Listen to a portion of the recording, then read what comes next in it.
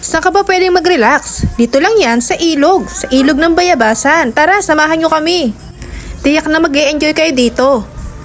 Tamang-tama ngayon dahil sa mainit na panahon. Tara, maglublob tayo sa ilog. Sa pagtutulungan nga ng mga tao dito, ay naayos ang mga bato. Yan ang ngayon ang mga bato, oh. Wow! Yun nga pala ang aking bayaw, si Kuya Butchoy.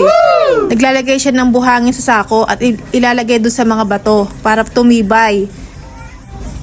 Ito nga pala ang aking anak, si Caitlyn. Sobrang nag-enjoy siya sa paliligo sa ilog. At yun namang isang iyon na may hawak ng takip ng kaldero ay si Isaiah, pamangkin namin. Anak ni Kuya Butchoy at saka ni Maricar. Enjoy na enjoy din siya, oh. Sipag naman ni Kuya Butchoy. Yung isa kong bayaw, si Kuya Tupe, ayun din, oh, naglilinis din siya doon sa may likod doon. Inalis niya yung mga dabo doon. Yan si Isaiah, oh, may nakuha siyang maliliit na isda sa ilog. Tuwan-tuwa siya dito, oh.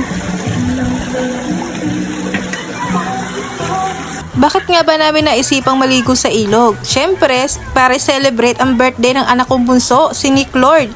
Ayan, oh, enjoy na enjoy siya kasama yung kanyang mga kalaro. Ayan na rin kay Butchoy, lumalangoy na, oh, kasama ang mga bata. Enjoy na enjoy din siya. Ang saya ng mga bata sa ilog, oh. Enjoy na enjoy. Ay naman pala si Kuya Tupe. After niya maglinis ay naligo na rin siya sa ilog. Sobrang nakaka-relax talaga dito sa ilog. Wow! Makakalimutan mo lahat ang problema mo. Mag-e-enjoy ka. Kaya bigyan natin ng time ang ating pamilya. Pati tayo, sarili natin. Kailangan din nating isipin ang sarili natin. Hindi lang tayo puro trabaho. Kailangan din natin mag-relax.